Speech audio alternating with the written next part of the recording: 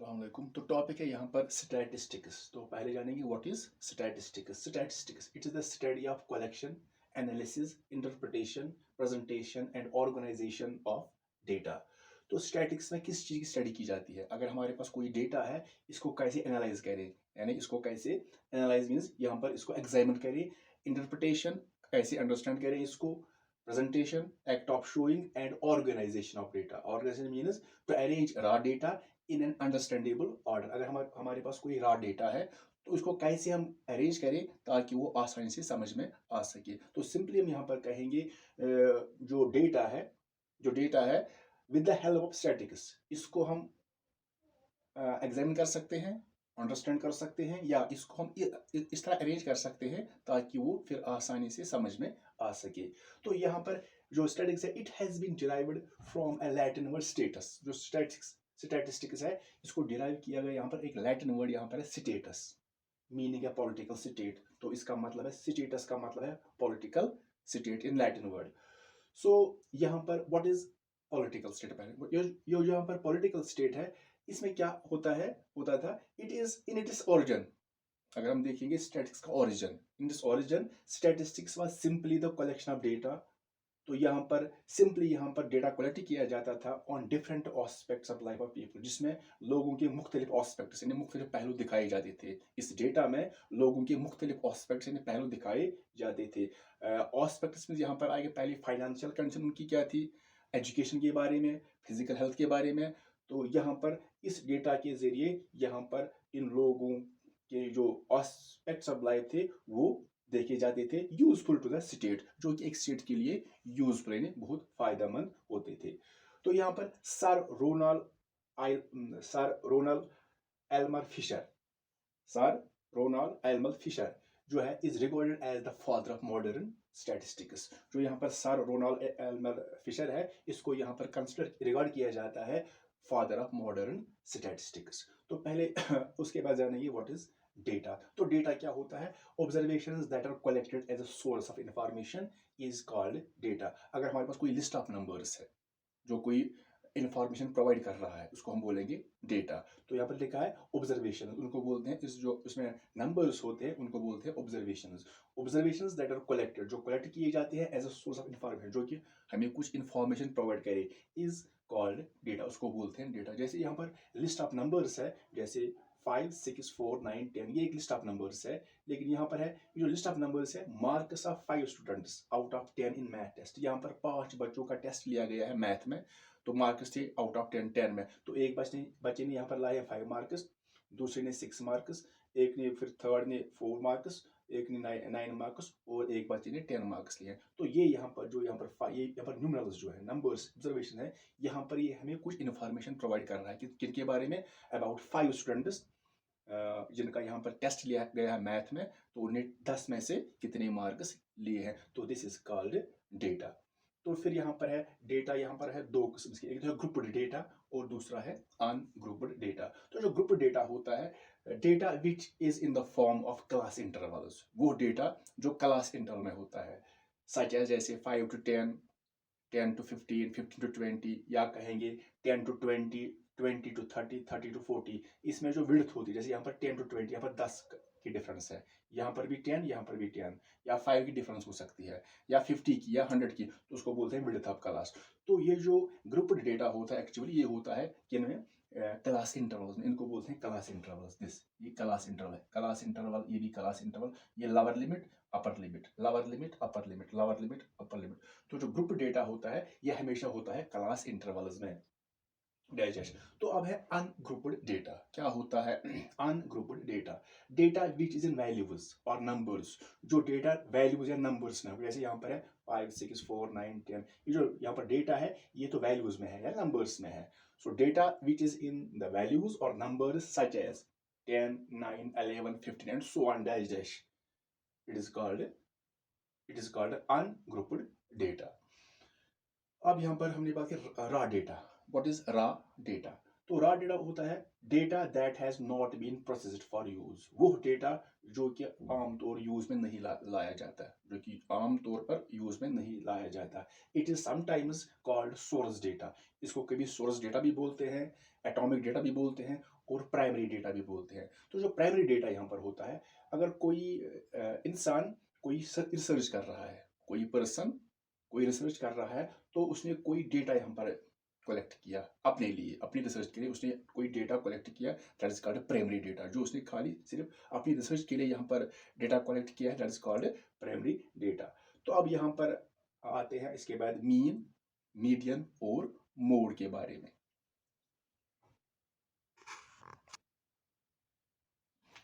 तो यहाँ पर अब है बात करेंगे मेजर्स ऑफ सेंट्रल टेंडेंसी। तो यहाँ पर तीन हैं जिनको बोलते हैं मेजर्स ऑफ सेंट्रल टेंडेंसी, यानी अगर हमें किसी डेटा की सेंट्रल टेंडेंसी मेजर करनी होगी तो हम या तो करते हैं मीन के जरिए, मीन, मीडियन एंड मोड, ये तीन जो है ये कहलाते हैं मेजर्स ऑफ सेंट्रल टेंडेंसी। तो पहले जानेंगे व्हाट इज मीन। तो जो मीन है यहाँ पर, mean means average of A number. तो ये जो मीन होता है ये एवरेज होता है किसी नंबर का, यानी एवरेज।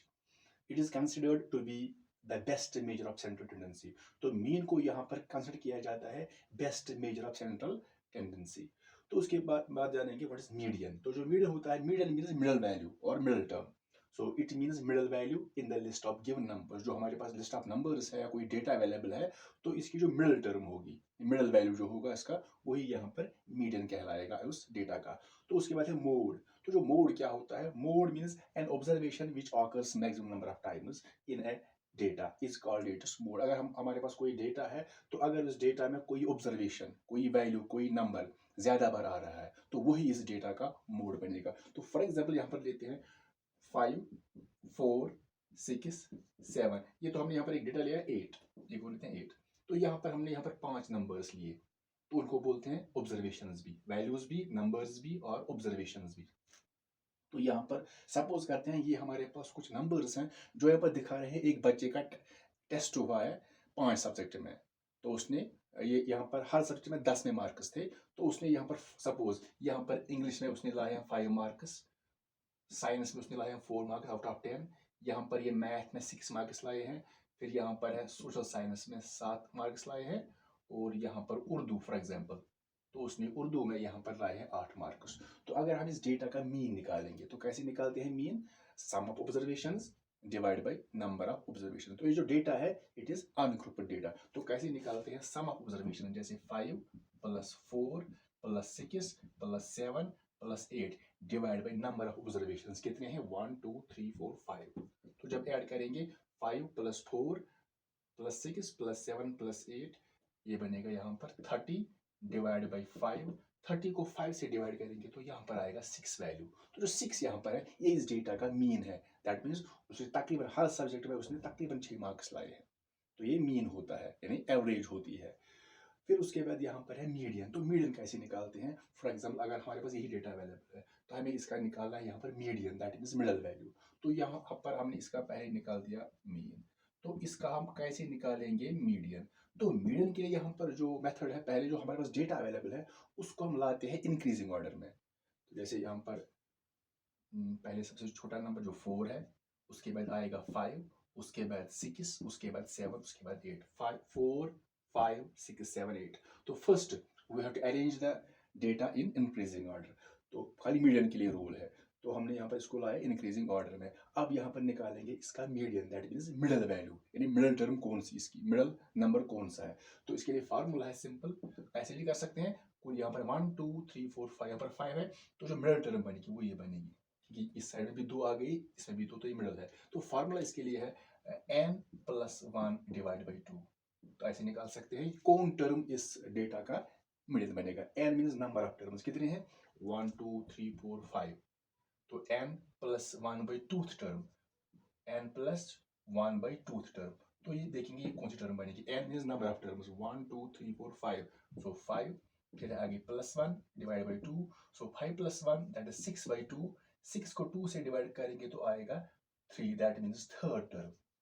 तो इस डेटा की जो थर्ड टर्म होगी वही इसका मिडल बनेगा। थर्ड टर्म है 1 2, तो ये इसका मीडियन है। नाउ अगर हम, ये तो इजी है क्योंकि यहाँ पर जो नंबर ऑफ टर्म्स थे वो ऑड थे। अगर इवन होगा कभी, फॉर एग्जांपल यहाँ पर कोई डेटा और लेंगे, जैसे 5 3 7 9 8 2, कोई इन्फॉर्मेशन दे रहा है किसी के मुताबिक, तो यहाँ पर हमें इसका मीडियन निकालना है। 1 2 3 4 5 6, यहाँ पर नंबर ऑफ जो टर्म्स है वो इवन है, तो यहाँ पर कैसे निकालेंगे इसका मीडियन? ऑड में तो इजी है, लेकिन इवन में कैसे निकालेंगे? तो पहले यही रूल है, इसको हम अरेंज करेंगे इन द इंक्रीजिंग ऑर्डर। तो कैसे? पहले 2 आएगा, फिर 3, फिर 5 7 8 और 9, 2 3 5 7 8 9। तो हमने पहले इसको लाया इंक्रीजिंग ऑर्डर में। अब कैसे निकालेंगे इसका median, and that means middle value? तो उसके लिए फार्मूला यहाँ पर जो है वो है n by 2 and n by 2 plus 1। एक तो हमें चाहिए n by 2th टर्म, दूसरी n by 2 plus 1th term. तो ये दो टर्म्स यहाँ पर बनेगी, एक तो n by 2, दूसरा n by 2 plus 1। तो देखते हैं n by 2 क्या निकालेंगे। n is number of terms, 1 2 4 5 6, यहाँ पर है 6 by 2, 6 by 2th term and 6 by 2th term. तो यहाँ पर n by 2 यही है, n by 2 मीन्स n के 6 by 2 plus 1 टर्म। तो देखेंगे यहाँ पर ये कौन सी दो टर्म्स निकलेंगी। तो यहाँ पर देखेंगे अब 6 by 2, 6 को 2 से डिवाइड करेंगे तो ये आएगा यहाँ पर थर्ड टर्म, थर्ड एंड। तो यहाँ पर आएगा 6 by 2 plus 1, 6 को 2 से डिवाइड करेंगे तो यहाँ पर आएगा 3, ये प्लस 1 अलग है, n by 2 अलग है, प्लस 1 अलग है, तो 3 plus 1। तो यहाँ पर आएगी एक तो third, 3 plus 1 that is fourth. तो यहाँ पर इस डेटा में हम लेंगे दो टर्म्स, थर्ड और फोर्थ। थर्ड 1 2, ये थर्ड और ये फोर्थ, ये दो लेंगे हम जब इवन होगा इनका नंबर। तो थर्ड और फोर्थ लेंगे। तो कैसे निकालेंगे मीडियन? हमने अब हमें करना है इनका add, third term plus fourth term, that means यहाँ पर देखिए 5, थर्ड टर्म 5 है प्लस फोर्थ टर्म 7 है, डिवाइड बाई 2 होता है। So third term plus fourth term divide करेंगे 2 से, तो 7 प्लस 5 दैट इज 12 अपॉन 2, 12 को 2 से डिवाइड करेंगे तो आएगा 6। तो इस डेटा का जो मीडियन यहाँ पर आ गया वो आ गया 6, दैट मींस मिडल वैल्यू। अब यहाँ पर है मोड। तो मोड कैसे निकालते हैं? फॉर एग्जाम्पल अगर हमारे पास कोई डेटा है जैसे 4 5 2 6 4 9 सो ऑन, नंबर्स कुछ भी हो सकते हैं। तो ये हमारे पास कोई डेटा है, इट गिव्स सम इंफॉर्मेशन। तो हमें यहाँ पर इसका मोड कैसे निकालेंगे? तो मोड यहाँ पर देखेंगे कि यहाँ पर जो ऑब्जर्वेशन है, यहाँ पर कौन सी ऑब्जर्वेशन जो है वो ज़्यादा बार आई है, चेक करेंगे यहाँ पर।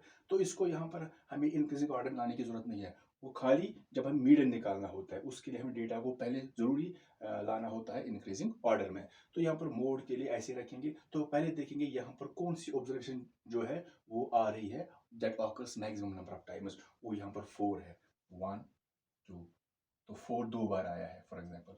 सो 4 ऑकर्स 2 टाइम्स, सो 4 यहाँ पर है ऑकर्स 2 टाइम्स। जो बाकी देखेंगे बाकी एक ही बार आया है, लेकिन 4 यहाँ पर 2 बार आया है, ज्यादा बार, तो ये 4 होगा।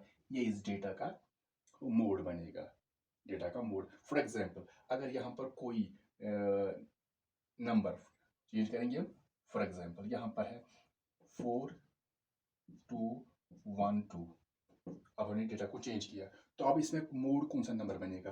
4 कितनी बार आया है? 1 2 बार। ये 2 कितनी बार आया है? 1 2 3 टाइम्स, तो ये 3 बार आया है। तो जो भी ऑब्जर्वेशन ज्यादा बार आएगी तो वही इस डेटा का मोड बनेगा। सो 2 ऑकर्स 3 टाइम्स, तो जो 2 है इट ऑकर्स 3 टाइम्स। तो यही 2 जो है इस डेटा का मोड बनेगा, क्योंकि इसकी फ्रीक्वेंसी ज्यादा है।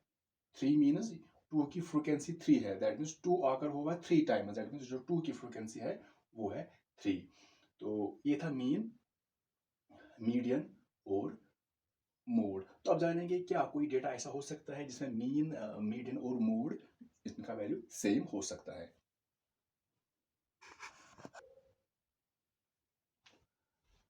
तो यहाँ पर जानेंगे if mean, median and mode of a set of numbers are equal. अगर हमारे पास कोई सेट ऑफ नंबर्स है, कोई डेटा हमारे पास अवेलेबल है, अगर इसका मीन, मीडियन और मोड इक्वल होगा तो वो कहेंगे that distribution is then symmetric. तो उसको बोलते हैं जो डिस्ट्रीब्यूशन यहाँ पर है वो सिमेट्रिक है, That means symmetric means when mean, median and mode of a set of numbers are equal. तो यहाँ पर पहले देखेंगे what is the relationship between the three measures of central tendency. उनके दरमियान रिलेशन क्या है. That means mean, median and mode, इन तीनों के दरमियान यहाँ पर रिलेशन क्या है. There is an empirical relationship between mean, median and mode. तो यहाँ पर उनके दरमियान रिलेशनशिप है. एम्पिरिकल मीन्स जो यहाँ पर प्रैक्टिकली प्रूव किया गया है उनके दरमियान क्या रिलेशन है between mean, median and mode. तो यहाँ पर उनके दरमियान ये रिलेशन है. That is 3 median, 3 times median, it is equal to mode plus 2 times mean.